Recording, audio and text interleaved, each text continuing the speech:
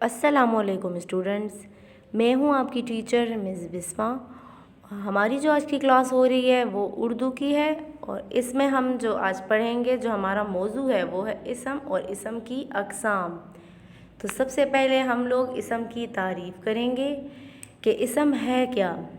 کسی شخص، چیز یا جگہ کے نام کو اسم کہتے ہیں، مطلب کہ جتنی بھی چیزیں ہیں، ہر چیز کا نام، انسان کا نام، چیزوں کا نام، شخص کا نام ہمارے پاس اسم ہے۔ مثلاً کتاب، کراچی، قلم، مزار قائد، اقبال پارک، میری اردو کی کتاب، محمد علی جناح، اسماء، جوتا، کپڑے، کمپیوٹر اور کاپی وغیرہ۔ یہ سب ہمارے پاس اسم ہیں۔ اسم کی بہت سی اقسام ہیں، لیکن معنوں کے لحاظ سے اسم کی صرف 2 اقسام ہیں۔ نمبر 1 اسم معرفہ، نمبر 2 اسم نکرہ۔ تو سب سے پہلے ہم اسم معرفہ کو پڑھیں گے۔ اسم معرفہ اس اسم کو کہتے ہیں جو کسی خاص انسان، خاص جگہ یا خاص چیز کو ظاہر کرے، اس کو اسم معرفہ بھی کہتے ہیں اور اسم خاص بھی کہا جاتا ہے۔ جیسے مثلاً سید علی گیلانی، مولانا عمر فاروق، دہلی، آسٹریلیا، مسجد الحرام، راجستھان وغیرہ۔ مطلب کہ وہ خاص چیز، خاص شخص یا خاص جگہ کا نام جو ہم اس کے لیے مختص کر دیتے ہیں۔ اب نمبر 2 ہم لوگ پڑھیں گے اسم نکرہ۔ اسم نکرہ اس اسم کو کہا جاتا ہے جو کسی عام شخص، عام چیز یا عام جگہ کو ظاہر کرے۔ اس میں ہمارے پاس کوئی بھی پارک ہو سکتا ہے، کوئی بھی مسجد ہو سکتی ہے، کوئی بھی گھر ہو سکتا ہے، کوئی بھی انسان ہو سکتا ہے، کیونکہ ہم نے اس کے لیے کوئی نام مختص نہیں کیا۔ جیسے کہ مثلاً قلم، طالب علم، ڈاکٹر، گائے، دریا، پہاڑ، چاقو، گھڑی، مدرسہ، مسجد وغیرہ۔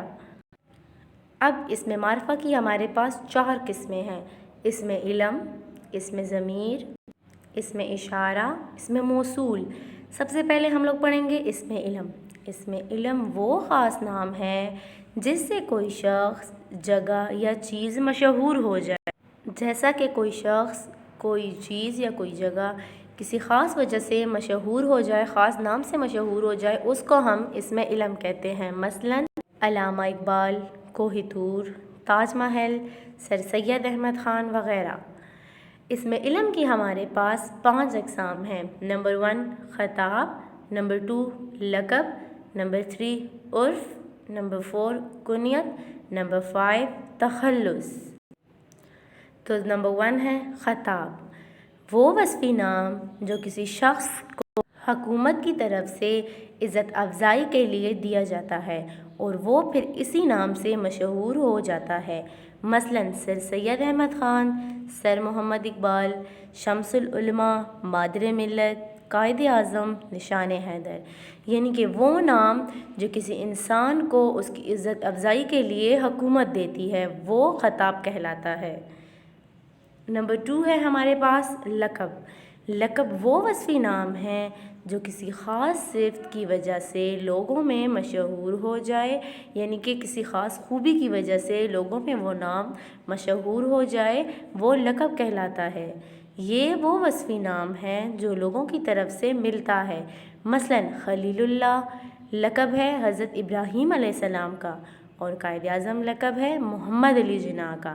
یہاں پر ہم حضرت محمد صلی اللہ علیہ وآلہ وسلم کا بھی کہہ سکتے ہیں کہ ان کا نام حضرت محمد صلی اللہ علیہ وآلہ وسلم تھا، لیکن لوگوں نے ان کو لقب دیا تھا صادق اور امین کا۔ ان کو ان کی سچائی کی وجہ سے لوگوں نے صادق اور امین کا لقب دیا تھا۔ اور اس طرح ہم قائد اعظم کا بھی کہہ سکتے ہیں کہ قائد اعظم محمد علی جناح، ان کا نام تھا محمد علی جناح، لیکن انہوں نے لوگوں کے لیے محنت کی، دن رات محنت کر کے انہوں نے مسلمانوں کو ایک الگ وطن دلایا، مسلمانوں کے دل میں جگہ پیدا کی، ایک اچھا مقام حاصل کیا۔ اسی وجہ سے لوگوں نے ان کو قائد اعظم کا لقب دیا۔ قائد اعظم کے معنی ہے بڑا رہنما۔ اب ہم پڑھیں گے عرف۔ وہ مختصر سا نام جو محبت یا حقارت کی وجہ سے اپنوں اور پرایوں میں مشہور ہو جائے۔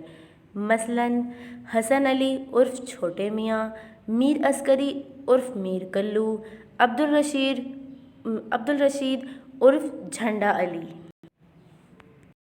عرف اس نام کو بھی کہتے ہیں جو ہمیں ہمارے والدین، ہمارے بہن بھائی، ہمارے دوست ہمیں پیار سے وہ نام لیتے ہیں۔ جیسے ہم اکثر اپنے چھوٹے بہن بھائیوں کو گھر میں کہتے ہیں گڈو، چھوٹو، پیارے، یہ نام عرف کہلاتے ہیں۔